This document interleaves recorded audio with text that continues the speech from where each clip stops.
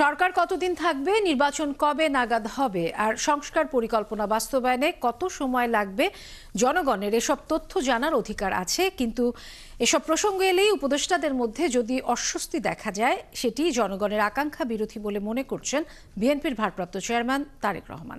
তিনি আশা করেন অন্তর্বর্তী সরকার রোডম্যাপ দিয়ে জনগণকে নির্বাচনের পথে নিয়ে যাবে।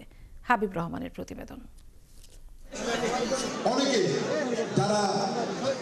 ইঞ্জিনিয়ারিং ইনস্টিটিউশনে বিজয় দিবসের আলোচনা অনুষ্ঠানে বিএনপি মহাসচিব বলেন, তাদের প্রস্তাবিত ৩১ দফায় নির্বাচন ব্যবস্থা নিয়ে সব রকম সংস্কারের প্রস্তাব দেওয়া হয়েছে। দেশে বিদেশে চলমান সকল ষড়যন্ত্র মোকাবেলার প্রয়োজনেই দ্রুত নির্বাচন দেয়াকেই সরকারের মূল কাজ বলে মনে করেন তিনি। আমরা ৩১ দফা কর্মসূচি আমরা জাতির সামনে তুলে ধরেছি, সেটা সম্পূর্ণ হবে সংস্কার। এই ৩১ দফার পরে আর কোনো সংস্কার বাকি থাকে না। আলোচনায় যোগ দিয়ে বিএনপির ভারপ্রাপ্ত চেয়ারম্যান তারেক রহমান বলেন, নির্বাচন নিয়ে সরকারের রোডম্যাপের প্রসঙ্গ এলেই উপদেষ্টাদের মধ্যে অস্বস্তি দেখা যায়। এটি জনগণের আকাঙ্ক্ষার বিরোধী। সরকারের কর্মপরিকল্পনা রোডম্যাপ জনগণের জানার অধিকার আছে বলেও মন্তব্য করেন তিনি। রাষ্ট্র মেরামতের জন্য অন্তর্বর্তীকালীন সরকারের আর কত মাস কিংবা কত সময় প্রয়োজন, সেটি জানার অধিকার জনগণের রয়েছে।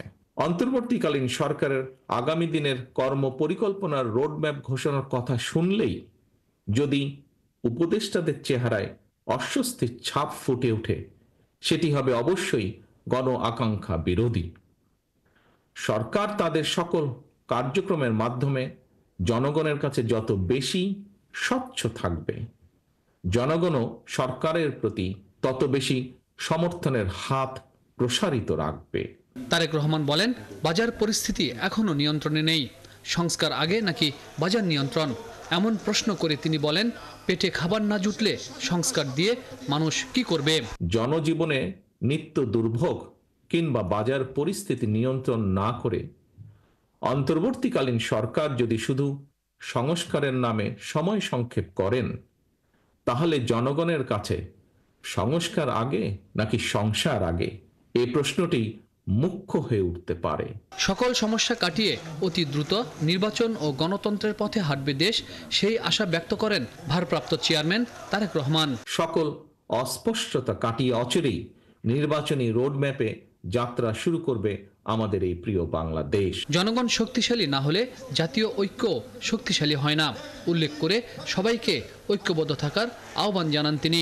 বিশ্বস্ত সঙ্গী হচ্ছে দেশের গণতান্ত্রিকামী স্বাধীনতা প্রিয় জনগণ। হাবিব রহমান, ৭১, ঢাকা। প্রতি জানাই